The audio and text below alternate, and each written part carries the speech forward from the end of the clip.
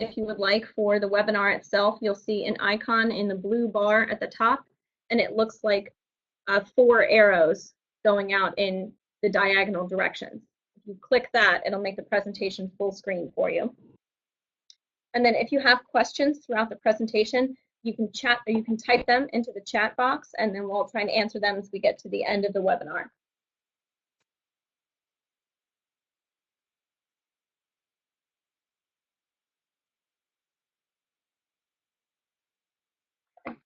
If at any point during the webinar you cannot hear or it shuts down, please type into the chat box and we'll try and correct that audio issue for you.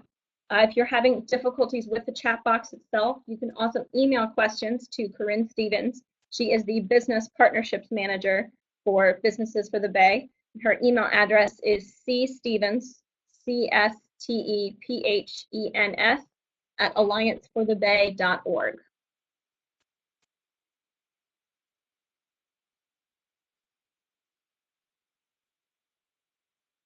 Right, so we'll go ahead and get started.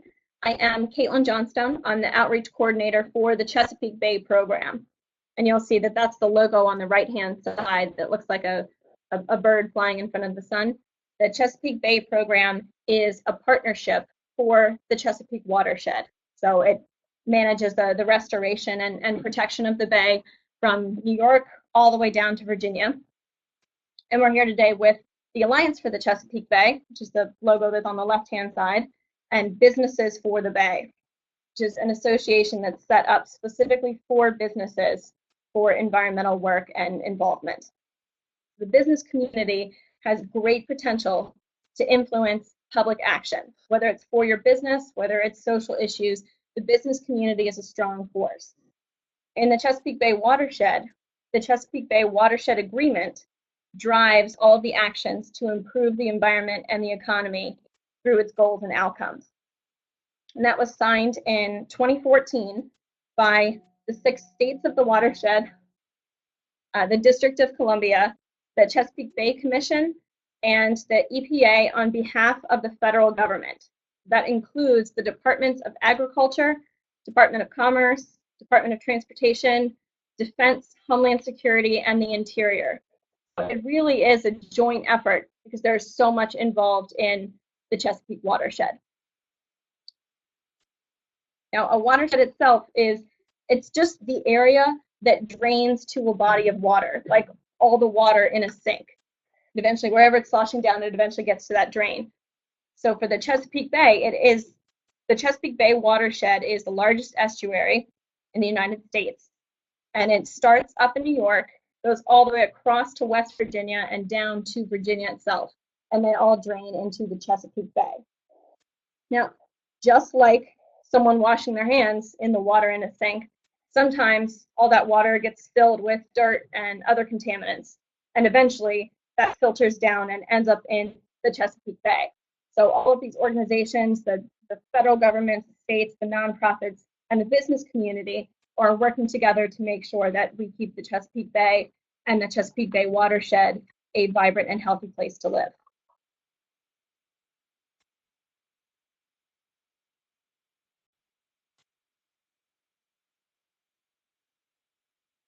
Right, so the Chesapeake Bay Program partners envision an environmentally and economically sustainable Chesapeake Bay watershed with clean water, abundant life, conserved lands and access to the water, a vibrant cultural heritage, and a diversity of engaged citizens and stakeholders.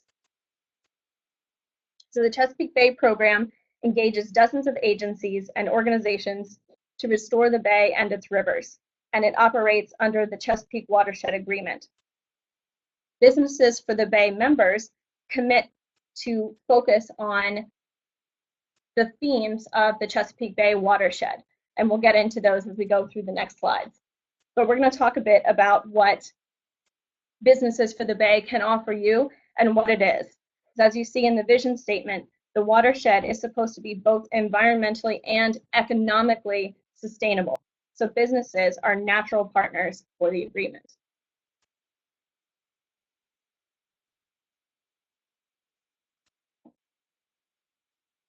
All right, as part of Businesses for the Bay, you'll be a part of a network of business leaders You connect with local NGOs, governments, and watershed groups. You'll be able to build recognition, enhance business social responsibility, which we'll also get into. That's becoming more and more of a focus and concern for businesses, especially in an area like the Chesapeake Bay Watershed that is so very tied to the land. You can be a member, a sponsor, or a partner.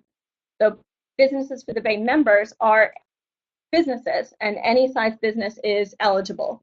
You commit to taking action for Chesapeake Bay restoration and protection, and you can be of any size. You can have a large swath of land and many different corporate entities, or you can be a tiny business that doesn't even have a plot of land, and there are still actions that you can take and ways to get involved as a Business for the Bay member.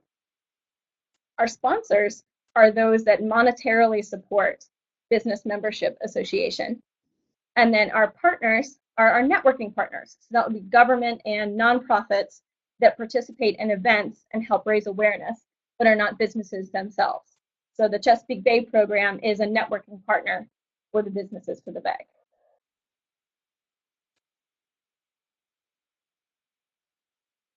Right, being a part of Businesses for the Bay not only gets you involved in environmental protection and sustainability, but it comes with benefits for your business. And you can be a bronze, silver, or gold member, and you become those dependent on the number of actions. So a bronze member fulfills at least one action annually, and then once you get to silver at 3 actions, gold at 5 actions. Everyone who is a Business for the Bay member, regardless of level, gets to use the Business for the Bay member logo, including stickers for your trucks and your office windows. Gold members get a coveted personalized press release that will be written and blasted out by the Alliance for the Chesapeake Bay Communication Department. And if you have any questions about these benefits or what else comes with Businesses for the Bay, or the actions that you can take and the full membership requirements, you can find those on the Businesses for the Bay website, which we'll put up at the end of the webinar.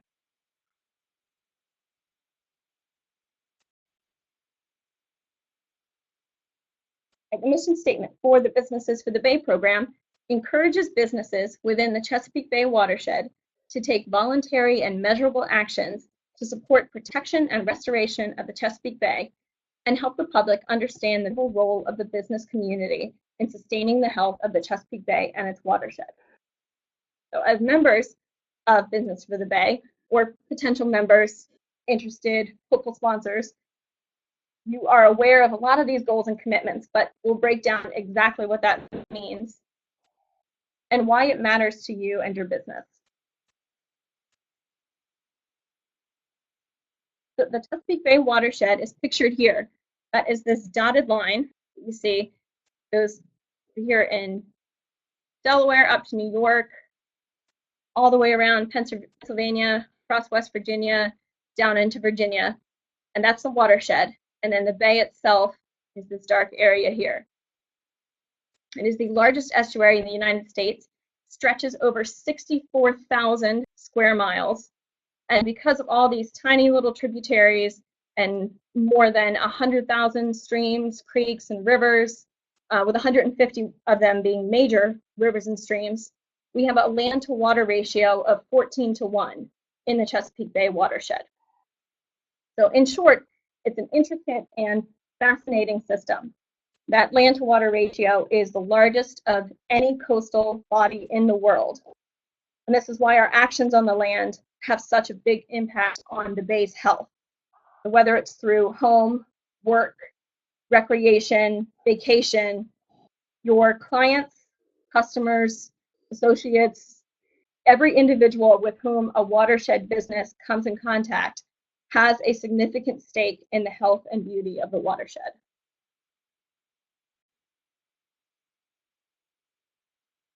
Now, for environmental businesses, that importance is apparent, but you also see it in every other aspect of recreation, tourism, industry, social conscience. The Chesapeake Bay watershed's recreation and tourism industries directly support over 820,800 jobs and an annual income of $13 billion. The commercial fishing and seafood industry that we have in this area directly generates over 5,000 jobs and millions in income. Our regional economy, 8.3 million jobs and an annual income of almost 400 billion.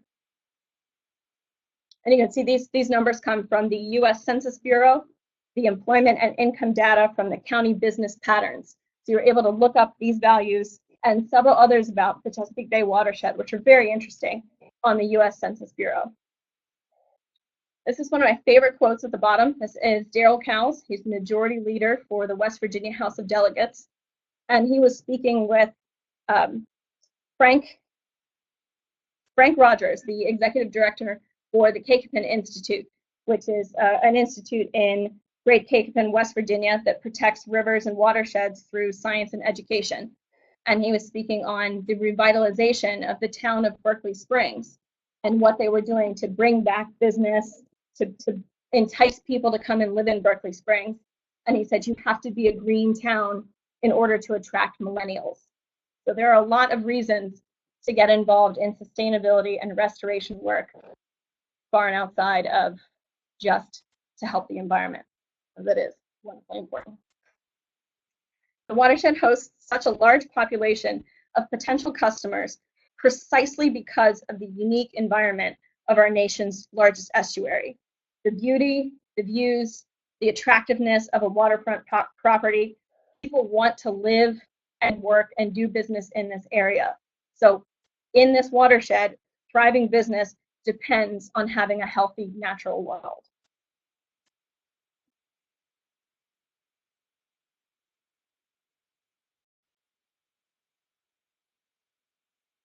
Right? In this day and age, corporate responsibility is a crucial part of business success. So Businesses for the Bay provides that public awareness of your business's impact on clean water and ecosystems. So you're able to use the Business for the Bay logo on a lot of your work. And studies show that younger generations prefer to work for a company that shares social and environmental goals that are similar to them. So for the up-and-comers, it's not just a job, it's an identity and a cause. Being part of Businesses for the Bay is a great way to show potential new hires and potential new customers and clients that you're concerned about being an environmentally conscious organization. Studies also show that green health, so getting outside, having plants around, spending time in nature, or being involved in natural causes improves employee physical health, emotional health, and overall employee morale. So with exposure to nature, both productivity and business loyalty, and that they feel like they're involved in something that is worthwhile, both increase. And those responsibilities are managed under the 5 themes of the Chesapeake Bay Watershed Agreement. So we have our measurable actions that Business for the Bay members take correspond to these 5 agreement themes. And you can pick one or more, or there's also an opportunity to, if you have an action that sounds interesting to you or you'd really like to get in touch with and you don't see it listed as one of the available options, you just contact Businesses for the Bay and we'll get you started on whatever action you want to take that helps with sustainability. So first we'll go through clean water. This here you're seeing a photo of a waterfall at Patapsco Valley State Park in Ellicott City, Maryland. So reducing pollutants is critical to creating safe, healthy waters for people and wildlife.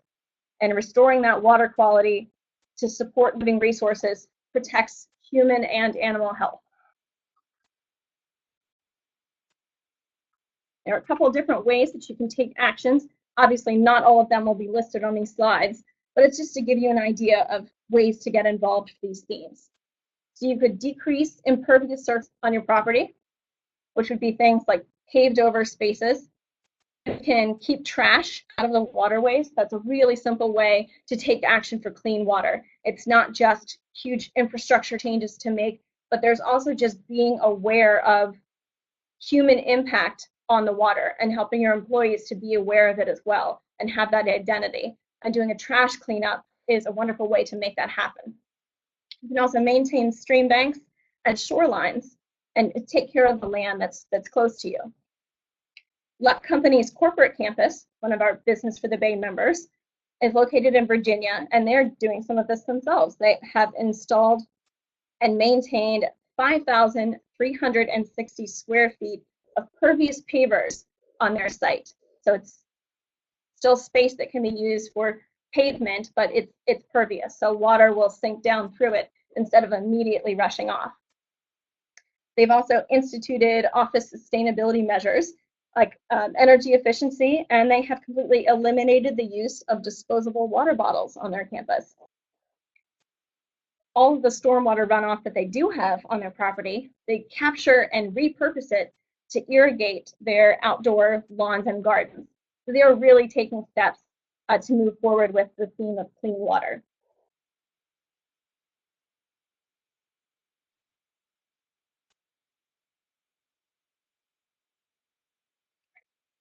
Protecting our treasured landscapes and sustaining working forests, farms, and maritime communities, and conserving lands that are of cultural, indigenous, and community value is extremely important to the people who live in the Chesapeake Bay watershed. So conserving those lands with ecological, historical, community values is integral to maintaining a healthy ecosystem and a vibrant culture. And what we're looking at here is this is a northern harrier that's flying over restored marshland on Poplar Island, if anyone's down in the Talbot County area.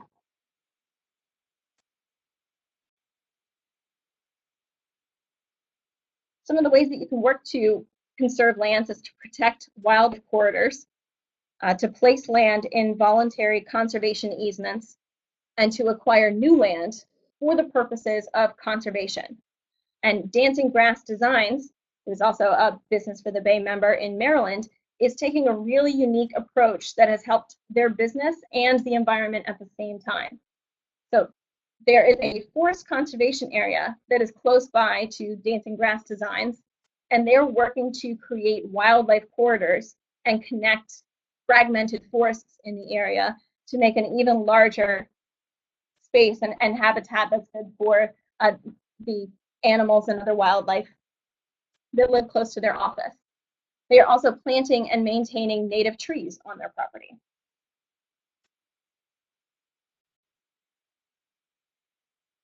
Abundant life. This is a lot of people's favorites. So we're talking about both our fish and shellfish populations, as well as restoring habitat to them. So what we're looking at here is a pair of mating blue crabs. They call them doublers, where the male holds on to the female and kind of carries her around to keep her protected. And supporting these fish and shellfish populations, restoring habitats, supports a strong economy. You need that seafood industry. They need a place to live that's healthy, and a balanced ecosystem. So protecting and restoring land and water habitats to support wildlife and clean water offers scenic and recreational benefits, which touches on a lot of the businesses and a lot of the client base that we see here. We get a lot of people coming to the Chesapeake Bay watershed for tourism, especially in the summertime. You have them out recreating on the water, and in the winter they're here to see the ice on the marsh grasses and the beautiful change of color up in New York. No matter which part of the watershed you're in, there is natural beauty that entices people from all over the country. So some ways that you can help and work towards that theme of abundant life with both fisheries and habitats is to install new and maintain existing wildlife habitat structures. You can also plant and nurture native trees, grasses, forbs, and shrubs, and control non-native invasive species on your property. Lockheed Martin Manassas in Virginia, another Business for the Bay member, is doing just that with native habitats. They have installed 6 bee blocks and 16 songbird nest boxes for cavity nesting birds on their campus, and they're maintaining a 3,700 foot square native meadow on their site that is now in its 3rd growing season and doing wonderfully. you can see with some of these actions that they're installing bee blocks and building songbird boxes. There are opportunities for your employees to get involved in the endeavors themselves, to get out there and feel like they're part of that purpose. So some really great actions that can be taken, not just by the business to say that they're helping with sustainability, but to create a stronger bond with the business and the employees. Climate change resiliency is another one that's really starting to creep up in conversation in recent days. What we're looking at here is actually Annapolis, Maryland. This is Dock Street, and it flooded on January 25th of 2010 when we got over 3/4 of an inch of rain in 24 hours. And you can see that the water has completely come up Dock Street and has touched every single one of these businesses in a very real and present way. So increasing the resiliency of our communities, living resources, and wildlife habitats is a cause that's important to everyone who lives or works or does business in this area. Monitoring and adapting to changing environmental conditions will allow our habitats, infrastructure, and communities to withstand adverse effects of climate change, sea level rise, flooding issues. A couple ways you can do that. You can manage and protect cold, clean streams, conduct a flood vulnerability analysis, and take action. And Pennsylvania's Octoraro Native Plant Nursery is doing just that. They have planted native shade trees next to their streams, which cool the water down and create a really nice environment. Brook trout really love nice cold streams. That brings a lot of anglers there. You get a lot more people coming to visit when you have healthy, beautiful streams. They're also growing and selling shade trees that are improving the resiliency of their own land. So they're working towards making sure that they're able to withstand changing conditions, but it also helps their business at the same time. So they're then selling those shade trees as a native plant nursery.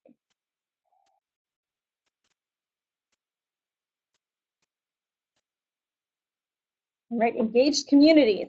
It's our next theme, and expanding access to, or public access to the water, and fostering mental literacy and increasing the number and diversity of individuals that are engaged in conservation and restoration work builds that network that's going to help keep us all moving forward.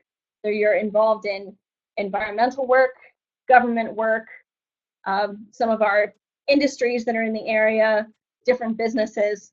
All of this is going to touch your lives.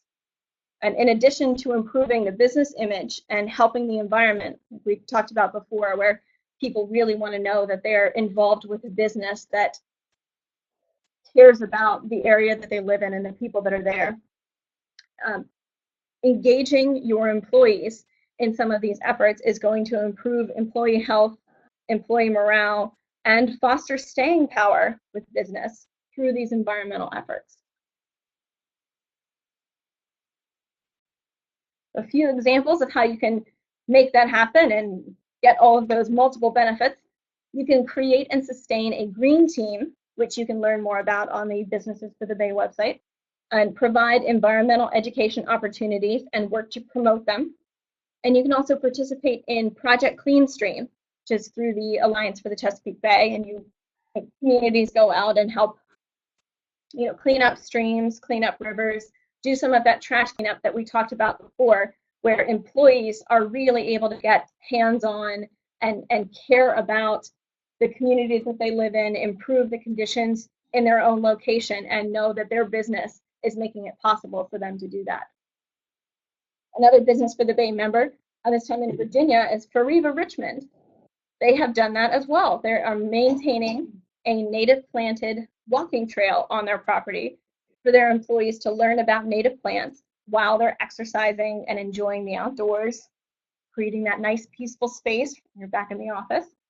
And they also celebrate Earth Day with a sunflower seed giveaway. So the winner is encouraged to plant those seeds for birds and native wildlife. And it's another opportunity for fostering that environmental education.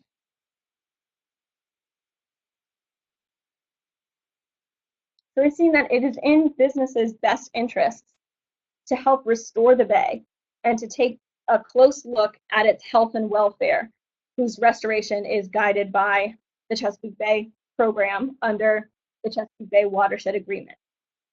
Being a part of Businesses for the Bay provides that framework for your restoration efforts that's specifically tailored to businesses.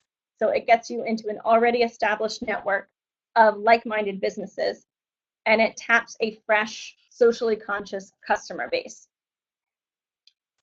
If you have questions about Businesses for the Bay, you're interested in getting involved, or you'd like to look at some of those themes, the possible actions that can be taken, or if perhaps you've already heard it from your own employees that they'd like to get involved in some kind of action and you'd like to create that action for yourself, there are ways to be guided for that. And by contacting Businesses for the Bay, you can see a few more possible actions, some things to get the ball rolling, or receive guidance if there's an action that you'd like to develop for yourself. You can contact Corinne Stevens, she's our Business Partnerships Manager. Her email address is there, or visit the Businesses for the Bay website. Here it's businesses.allianceforthebay.org. And another way for businesses to stay involved is to join our LinkedIn group for Businesses for the Bay. And whether you are part of Businesses for the Bay or not, you can always join that LinkedIn group and see what's happening with Businesses for the Bay. If you'd like to know more about the Chesapeake Bay Program or get involved there, you can contact me. I'm the Outreach Coordinator for the Bay Program, and my email address is there. You can also visit our website, it's chesapeakebay.net. There is a link there to see the actual watershed agreement, or chesapeakeprogress.com shows our progress on the indicators. So each of those themes, how are we as a whole in the entirety of the watershed working towards those different areas to make it happen. Baybackpack.com is a teacher resource. If any of you are involved in that environmental education and would like to know more about it, there are a lot of resources there for you to get that engagement with your employees. And then you can also follow us on social media and the Alliance for the Chesapeake Bay as well. Follow them on social media. That concludes our webinar. We're going to open it up now to questions from the audience about Businesses for the Bay or Chesapeake Bay Program or the watershed in general. We'd love to hear from you. Yes, and these slides and the recorded presentation will be posted on the Businesses for the Bay website. So if you'd like to review these slides or the presentation, or if there are others in your organization that would like to see it and perhaps miss this time slot, go to the Businesses for the Bay website and you'll be able to see that recorded presentation and download those slides.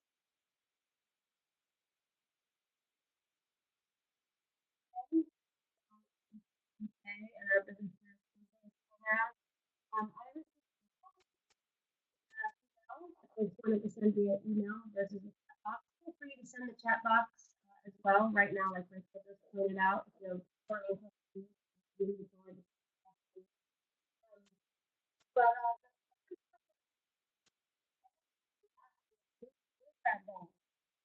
oh, blue crabs.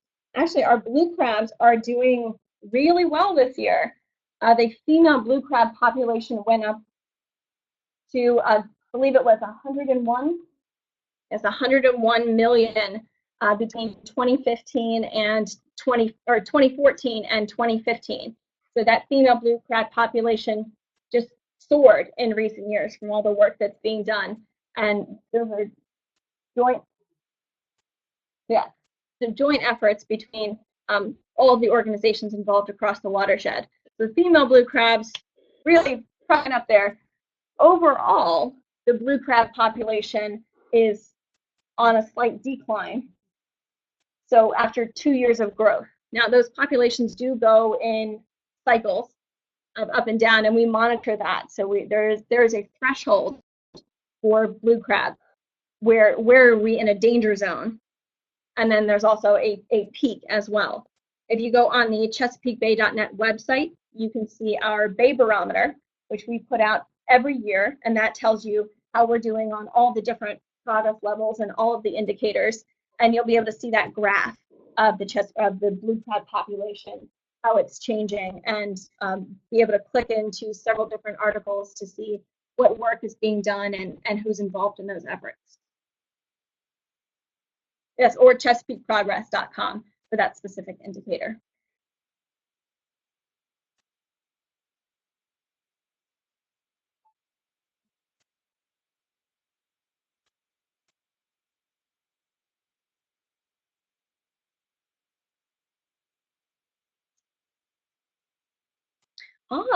They do not. I don't know if everyone heard that question. It's if I'm taking on these actions as part of Businesses for the Bay, do they have to count towards state goals? If you would like them to, they absolutely can. You can contact Businesses for the Bay. We can give you the information for those state partners, but they don't have to. All of the actions that you take as a business for these themes is completely voluntary. So if you don't want those actions to be part of that state goal or to be officially registered, then they won't be. But either way, you're still improving the environment and creating that connection with your employees. Right here, Helen, asking you to speak a little bit more about how partners in the B4B program can help with this program. Sure, that's a great question, Helen. After the presentation, if you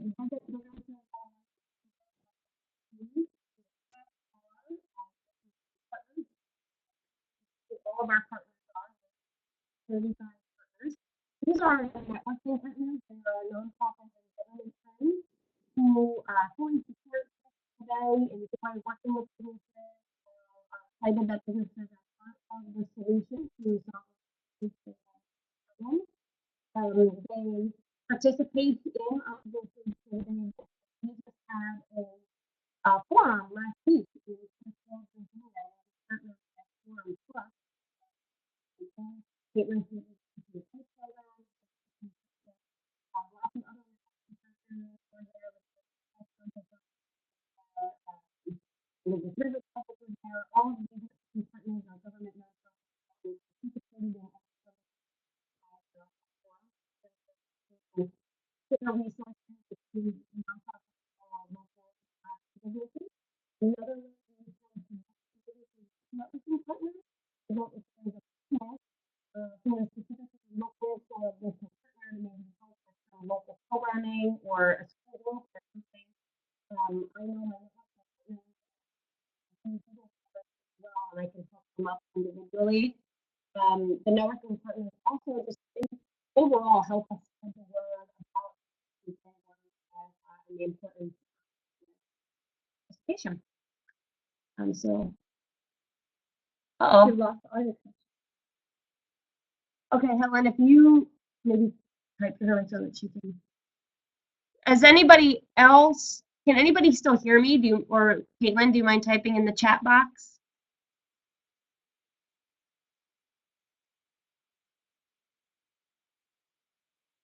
Four people are typing now. Okay. Thank you, Dave.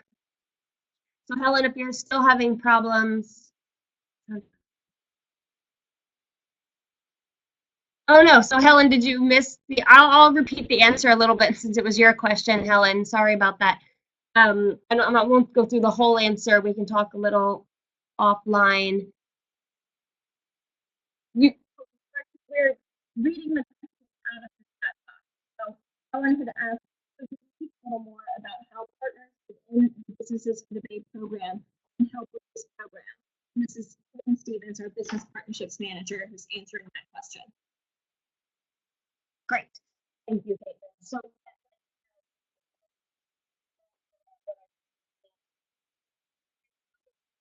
are our government and nonprofit friends who partner with us through Businesses for the Bay. Who partner with us through Businesses for the Bay. They partake in our Businesses for the Bay forums and our Forum Plus events that the Alliance for the Chesapeake Bay holds. We just held a forum down in Smithfield, Virginia, based on sea level rise resiliency last week. and invited all of our networking partners there so that all of our government, nonprofit, and business folks can all be at the same table discussing issues. All of our Businesses for the Bay members and networking partners and sponsors are all listed on this businesses.allianceforthebay.org website. So if you have questions about who they are, you can contact us through that website as well.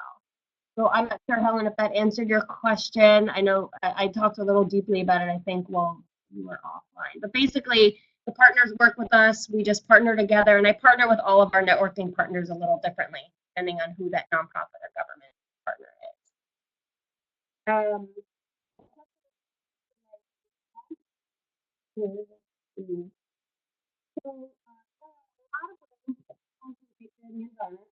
My business is a environmental initiative. So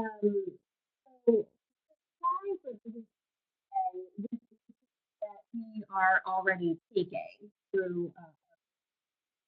I can answer that quickly. So the answer is yes. If you are already doing something that's environmentally focused, I am happy to have that count as one of your Businesses for the Bay actions. It may also inspire you to go above and beyond that voluntary action and add another action to maybe become a silver or even a gold member of the Business. I'm also happy to help you try to look at your CSR report and what initiatives your company has and how we can tie that into these regional goals that Caitlin just expressed. If there's any other questions through the chat, feel free to send them. Good, Helen, I got your note about you enjoying the Smithfield Forum. I love that. That's great.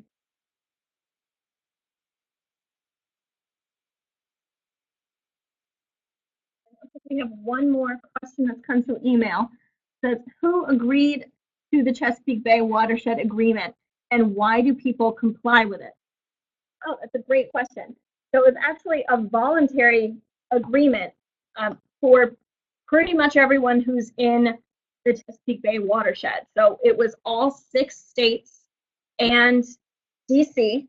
So we've got Delaware, Maryland, Pennsylvania, West Virginia, Virginia, New York, and the District of Columbia, as well as the Chesapeake Bay Commission and the EPA on behalf of the federal government. So that's all the departments of Agriculture, Commerce, Defense, Homeland Security, Interior, and Transportation.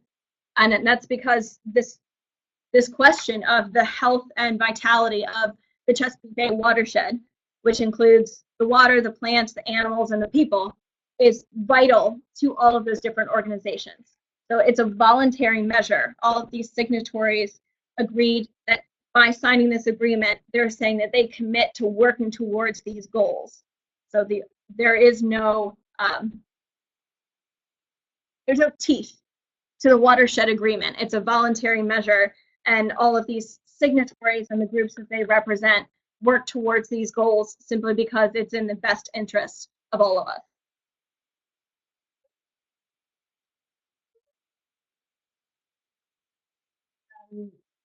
So let's see. What if I do not have any land? So what if I'm just renting space, for example? Can I be a member of Businesses for the Bay? Absolutely.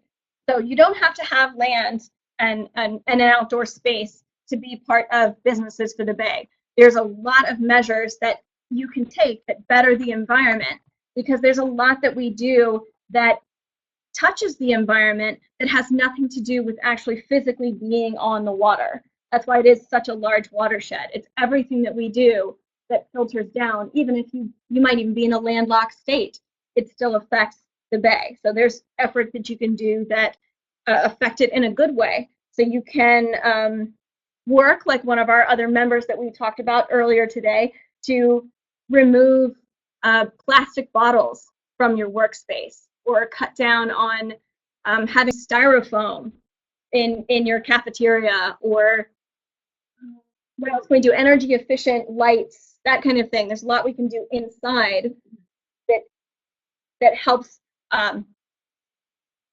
the environment and sustainability on a daily basis. Now, if you do want to get out of the office and do something like that, you can do a volunteer day. So it doesn't have to be on your own property. You can get all of your employees together and get them excited about doing something that ends up benefiting the environment and also being a co-worker bonding experience and helping your business and morale in that way as well. So work to have a volunteer day or do something with Project Clean Stream and get out there. A lot of those actions and others of that nature can be found on the businesses.allianceforthebay.org site. There's actually a special link you can click for what if I don't have land? What if I don't have space? What are some of those actions I can take to be part of Businesses for the Bay and work towards one of those themes? We will end the webinar probably in about a minute or two. Those I have not, and it looks like the chat box has slowed down a bit. So we will stay on the line for another minute or two. Caitlin and Rachel and I will stay on the line. If you don't have any more questions, feel free to drop off. As Caitlin said, we are recording this webinar and we will post it as well as Caitlin's slides on the Businesses for the Bay website. So thank you so much for everybody who participated. I know I saw a lot of familiar names on that list. Some of our folks who are thinking about joining, some folks who have already joined, some of the member companies that we highlighted in these slides today. So thank you all for participating and helping to get the job done. If you are reviewing this in your office later or come up with further questions, you can always send us an email. And you'll see our email addresses are there on these slides, which you can download off the B4B website.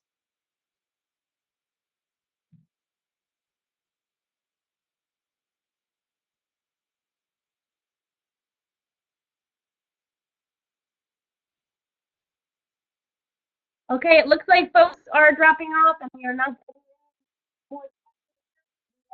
in this email. Thank you again, and we hope to hear from you soon. Thank you.